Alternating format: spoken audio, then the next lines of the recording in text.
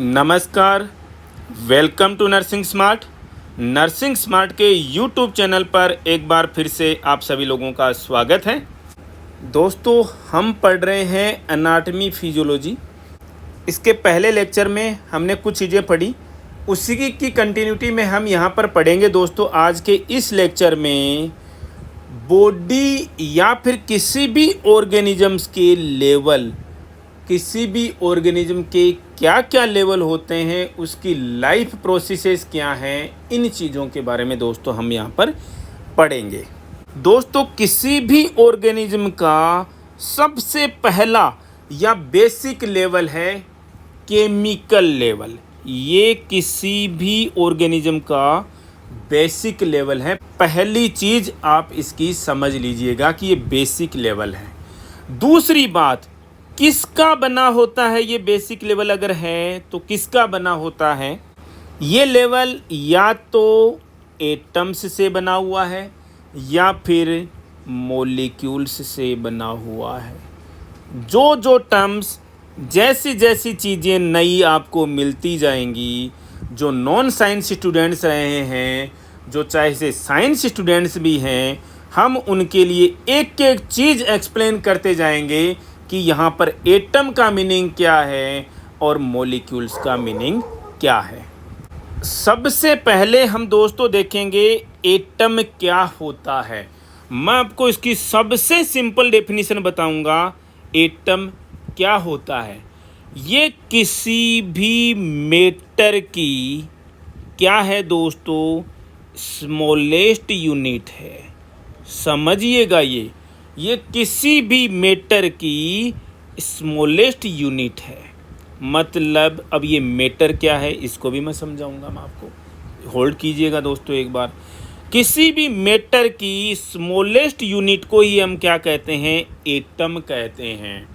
और ये smallest unit किस तरीके से, समझिए आप इसको भी, कि ये वो स्मॉलेस्ट यूनिट है जो किसी भी केमिकल रिएक्शन में पार्टिसिपेट करती है। किसी भी केमिकल रिएक्शन में पार्टिसिपेट करती है, वो स्मॉलेस्ट यूनिट है किसी भी मैटर की, उसे हम कहते हैं एटम।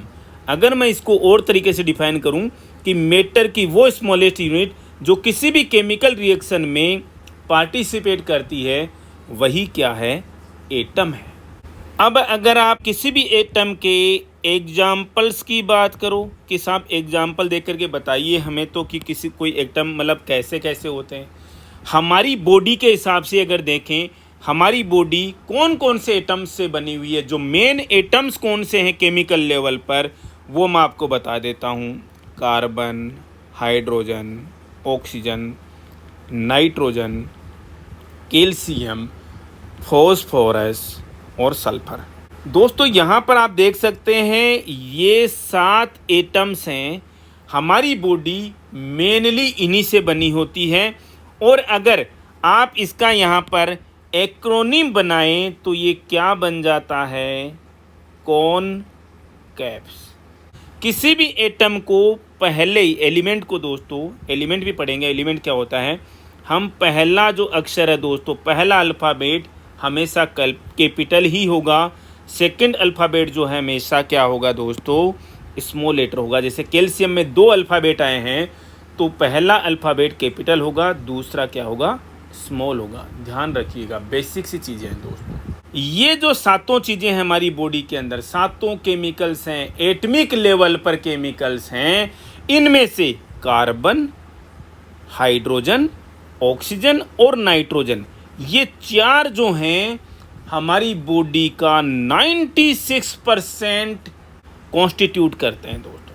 हमारी बॉडी का 96% पार्ट जो है वो ये 4 कार्बन, हाइड्रोजन, ऑक्सीजन और नाइट्रोजन ही कॉन्स्टिट्यूट करते हैं।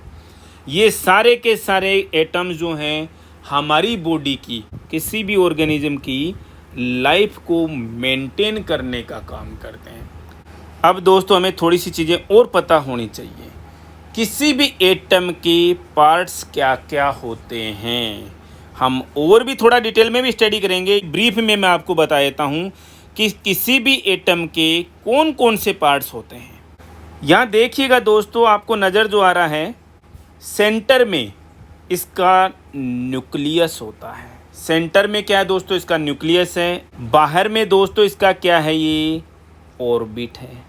अब सबसे इम्पोर्टेंट बात ये हो जाती है कि न्यूक्लियस के अंदर क्या चीज़ है और ऑर्बिट के अंदर क्या चीज़ है।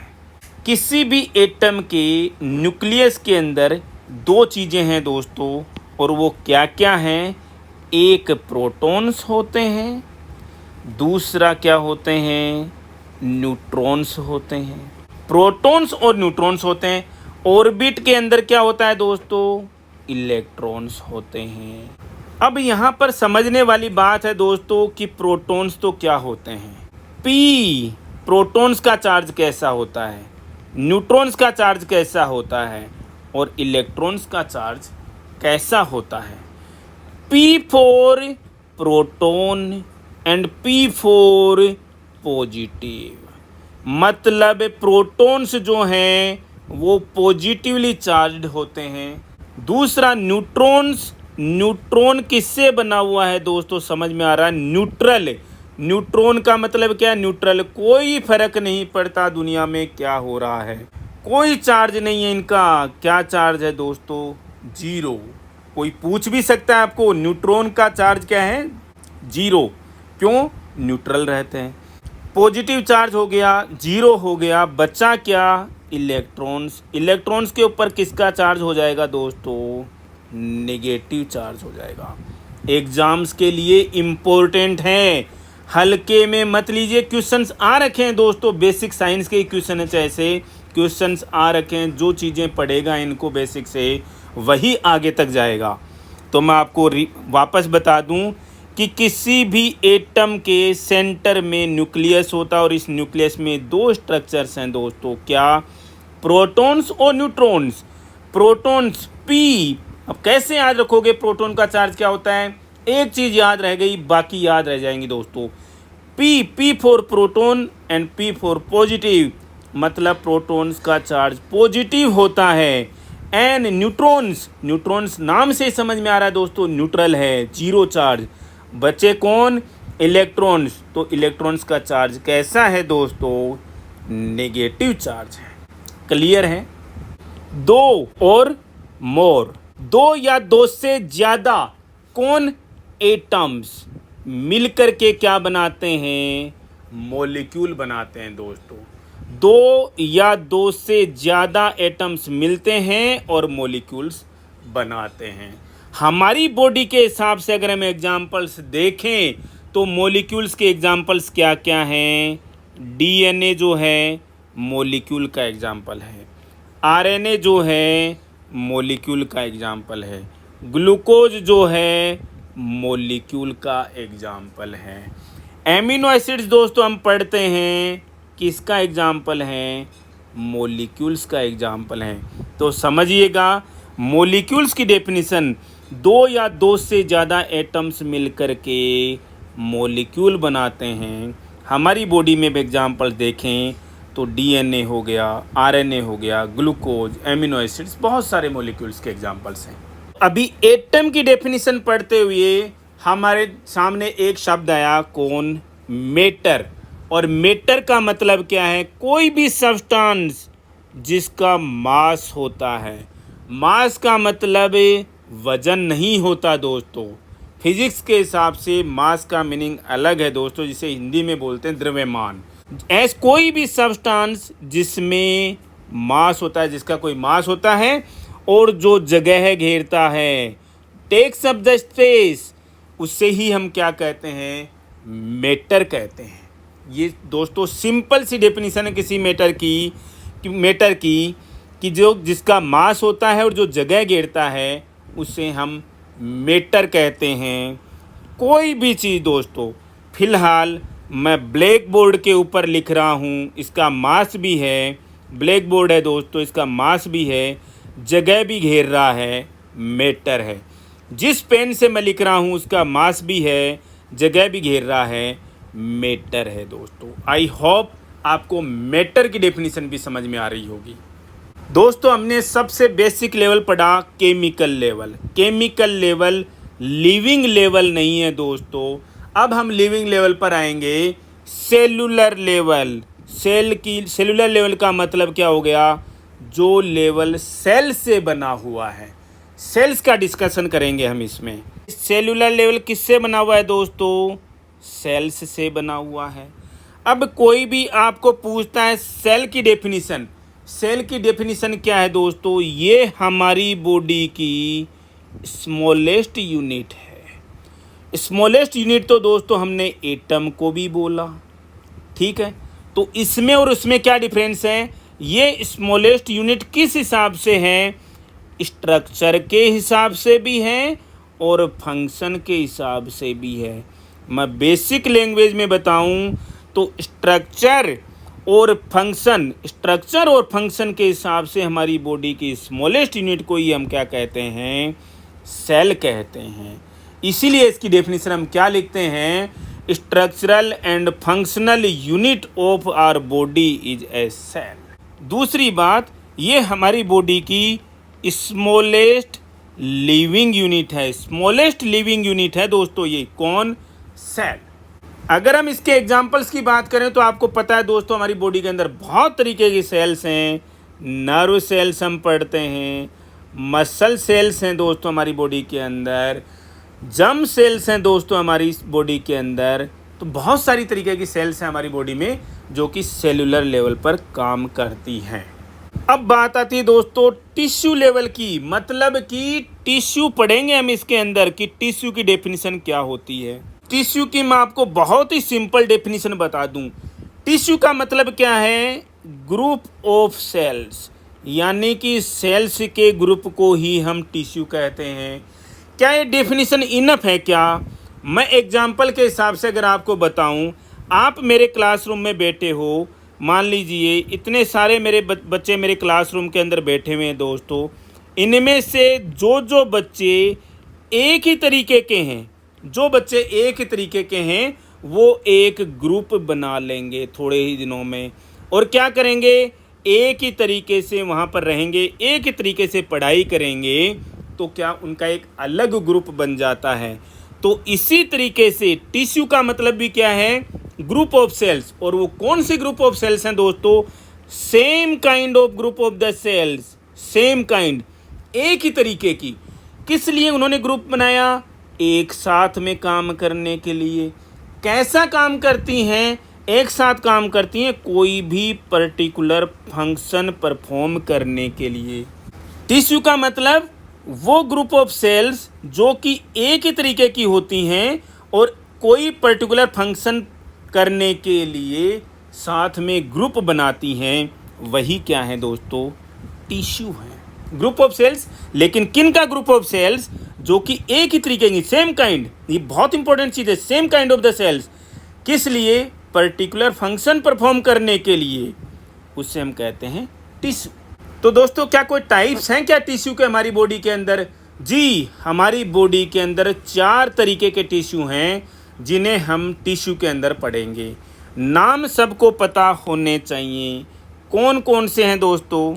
सबको पता है, एक एपिथेलियल टिश्यू है, दूसरा कनेक्टिव टिश्यू है, तीसरा मस्कुलर टिश्यू है, चौथा दोस्तों नर्वस टिश्यू है। तो 4 तरीके के बहुत ही इम्पोर्टेंट टिश्यूज हमारी बॉडी के अंदर हैं जिन्हें हम एक एक करके स्टडी भी करेंगे। अब आते हैं दोस्तों ऑर्गन लेवल पर। ऑर्गन लेवल का मतलब इससे नीचे का लेवल हमने क्या पढ़ा था? टिश्यू पढ़ा था। इसका मतलब ग्रुप ऑफ द टिश्यूज, यानी कि टिश्यूज का ग्रुप ही मिलकर के क्या बनाएगा? ऑर्गन बनाएगा। लेकिन अभी किस तरीके का टिश्यू दोस्तों? टिश्यू सेल्स तो किस तरीके की थी किसी टिश्यू के अंदर? Same kind of cells. याद रखना, same kind of the cells मिलकर के क्या बनाती हैं? टिश्यू बनाती हैं। लेकिन टिश्यू का जो ग्रुप है वो किस तरीके का है? Same kind of the tissues हैं क्या? नो, 2 और more different type of the tissues. दोस्तों ये टिश्यूज अलग अलग तरीके के हैं जो कि एक साथ में मिलकर के क्या बनाते हैं? ऑर्गन बनाते हैं। किस लिए? कोई एक पर्टिकुलर फंक्शन परफॉर्म करने के लिए, पर्टिकुलर फंक्शन परफॉर्म करने के लिए दो या दो से ज़्यादा टिश्यू जो हैं मिलते हैं और ऑर्गन बनाते हैं।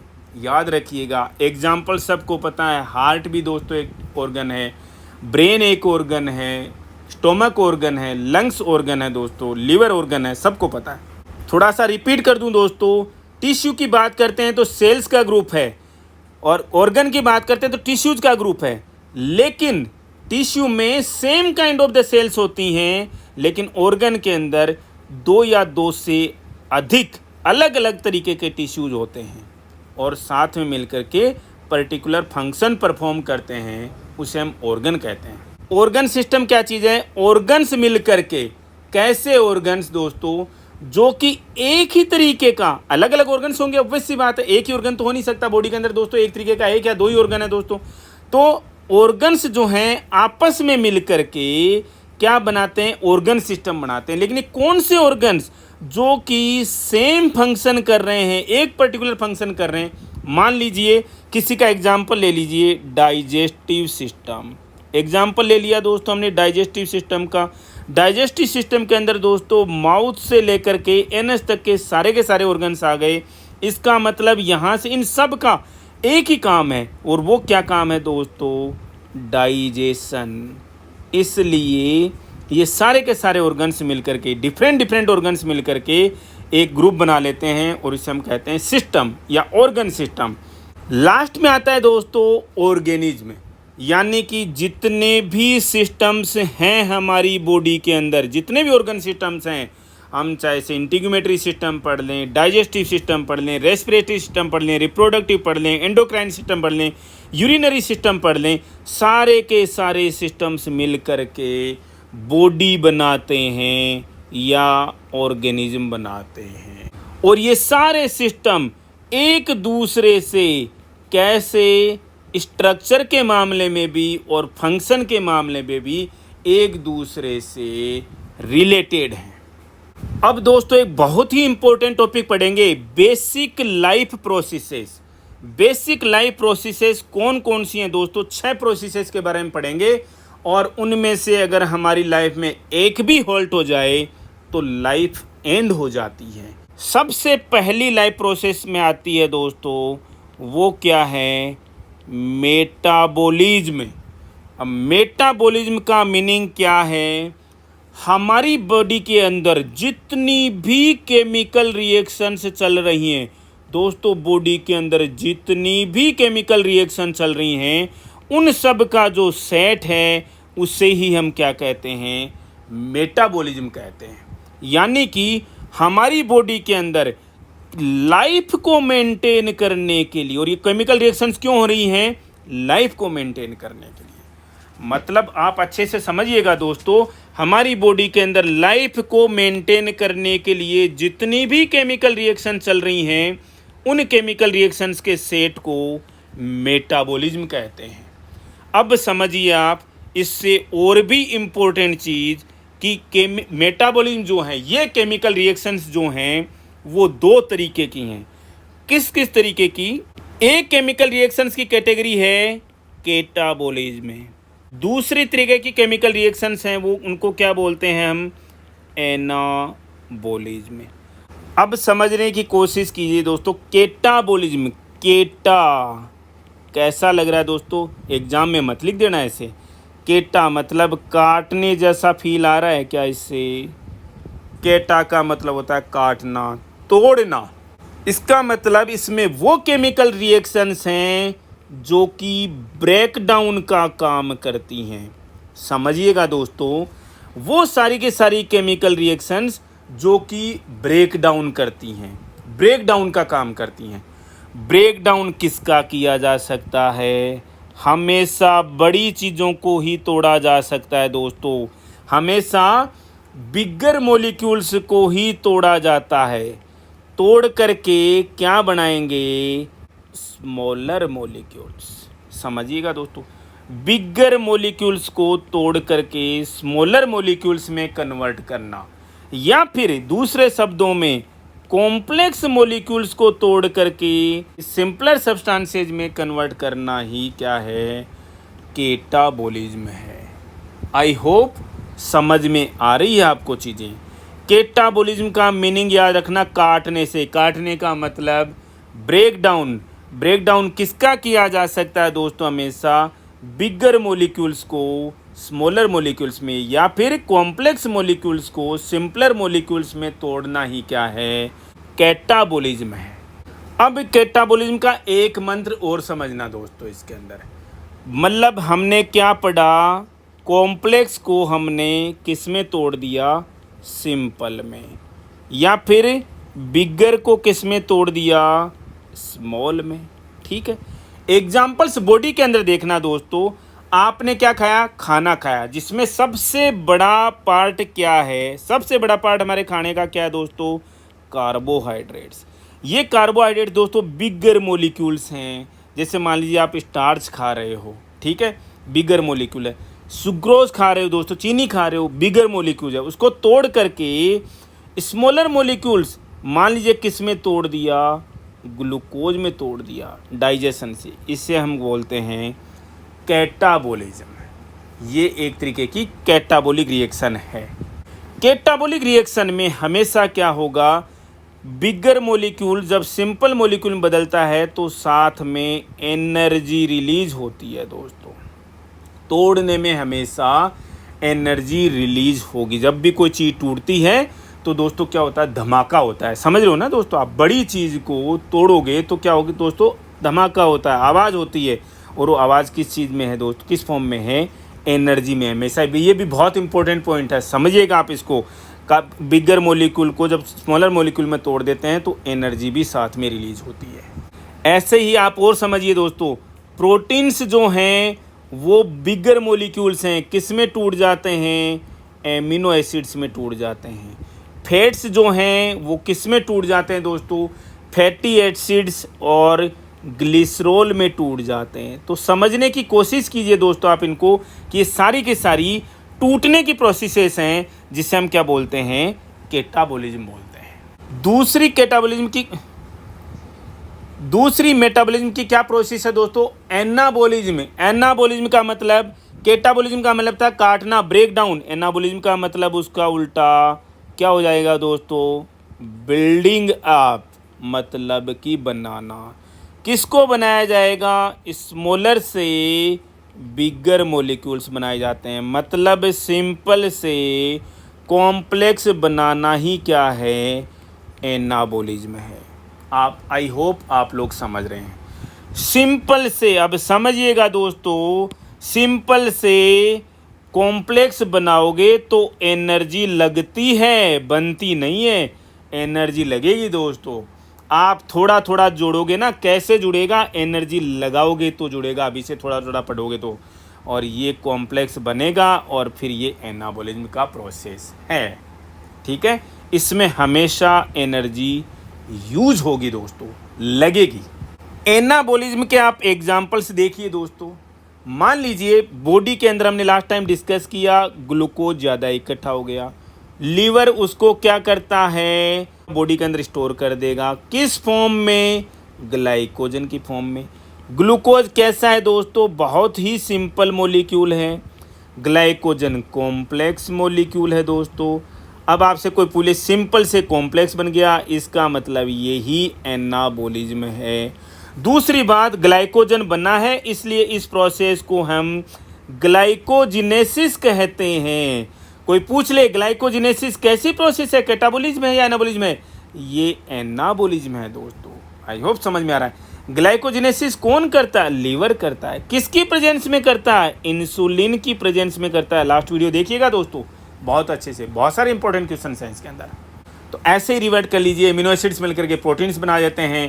फैटी एसिड्स और ग्लिसरॉल मिलकर के ट्राइग्लिसराइड्स बनाते हैं। भाई एक इंपॉर्टेंट और एग्जांपल्स बताता हूं दोस्तों मैं आपको। फैट्स किस फॉर्म में एब्जॉर्ब होते हैं? फैटी एसिड्स प्लस ग्लिसरॉल की फॉर्म में। कभी भी हमें एनर्जी इनसे नहीं मिलती, इसलिए बॉडी के अंदर इनको स्टोर कर दिया जाता है। और इनको स्टोर किसकी फॉर्म में करते हैं? ट्राइग्लिसराइड्स की फॉर्म में करते हैं। ट्राइग्लिसराइड्स का मतलब क्या होता है दोस्तों? ट्राई का मतलब 3 मॉलिक्यूल, ग्लिसराइड का मतलब ग्लिसरॉल का मॉलिक्यूल, 1 मॉलिक्यूल ग्लिसरॉल और 3 मॉलिक्यूल दोस्तों किसके, फैटी एसिड्स के। 3 मॉलिक्यूल्स फैटी एसिड के प्लस 1 मॉलिक्यूल ग्लिसरॉल ट्राइग्लिसराइड बनाता है, याद रखिएगा। अब मैं यहाँ से आपको कुछ एक चीज़ें वापस बताऊँ। हमारी बॉडी के अंदर फैट कैसे स्टोर रहते हैं, फैट की फॉर्म में तो हमारे एब्जॉर्ब होते नहीं, फैटी एसिड्स और ग्लिसरॉल की फॉर्म में एब्जॉर्ब होते हैं, लेकिन इन्हें बॉडी के अंदर स्टोर किया जाएगा किस फॉर्म में, ट्राइग्लिसराइड्स की फॉर्म में। ट्राइग्लिसराइड्स का मतलब ट्राई का मतलब 3 लिखिए दोस्तों, ग्लिसराइड का मतलब ग्लिसरॉल। ग्लिसरॉल का 1 मॉलिक्यूल, 3 किसके मॉलिक्यूल, फैटी एसिड्स के मॉलिक्यूल्स, ये होता है 1 molecule triglyceride. This is 1 mole of triglyceride. बहुत इंपॉर्टेंट क्वेश्चन है दोस्तों, एग्जाम का आया हुआ क्वेश्चन है ये। दोस्तों लाइफ की दूसरी इंपॉर्टेंट प्रोसेस है, लाइफ प्रोसेसेस में ग्रोथ। ग्रोथ का मतलब क्या है, increase in size. Simple meaning, increase in size. किसकी साइज में इंक्रीज, हमारी बॉडी की साइज में इंक्रीज। तो क्या केवल अकेली बॉडी की साइज में इंक्रीज, या इंक्रीज कैसे हो गया जी बॉडी की साइज में इंक्रीज दोस्तों, बेसिक लेवल से शुरू हुआ था। कहाँ से, सेल्स से। सेल्स की साइज में भी इंक्रीज और इनके नंबर में भी इंक्रीज, दोनों के इंक्रीज होने से बॉडी की साइज में इंक्रीज हो जाता है, और इसी को हम क्या कहते हैं, ग्रोथ कहते हैं दोस्तों। तीसरी लाइफ की बहुत इंपॉर्टेंट प्रोसेस है डिफरेंशिएशन। और डिफरेंशिएशन का मतलब क्या है दोस्तों, मीनिंग थोड़ा समझना, डिफरेंशिएट करना किसी चीज़ को। इसका मतलब डिफरेंशिएट किसको करोगे दोस्तों आप, अनस्पेशलाइज्ड फॉर्म से स्पेशलाइज्ड फॉर्म में डिफरेंशिएट करना। मीन्स अनस्पेशलाइज्ड चीज़ का जो चीज़ स्पेशलाइज नहीं है उसका स्पेशल बन जाना, वही कौन जी दोस्तों, अनस्पेशलाइज्ड सेल्स का स्पेशलाइज्ड सेल्स में स्टेट में चेंज हो जाना, डिफरेंशिएशन हो जाना, डेवलपमेंट हो जाना। डिफरेंशिएशन का दूसरी भाषा में दोस्तों अगर हम मीनिंग समझें तो इसका मतलब है डेवलपमेंट। किससे, अनस्पेशलाइज्ड स्टेट से।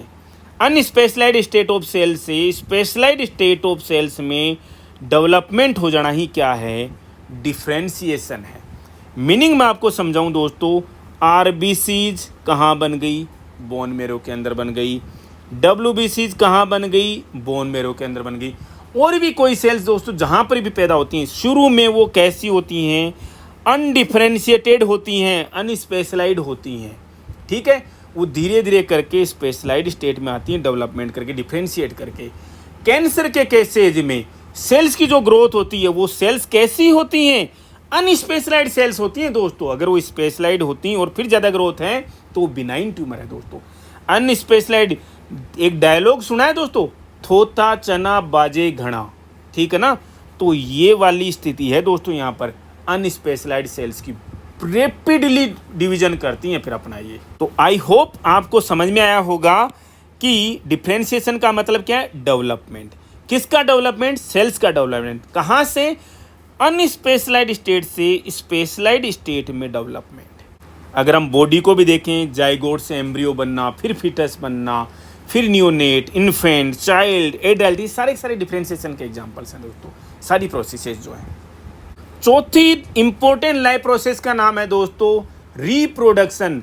रिप्रोडक्शन का मतलब समझते हो दोस्तों, री का मतलब वापस, ठीक है, नया, वापस या फिर नया। प्रोडक्शन का मतलब बनना, इसका मतलब फॉर्मेशन ऑफ न्यू।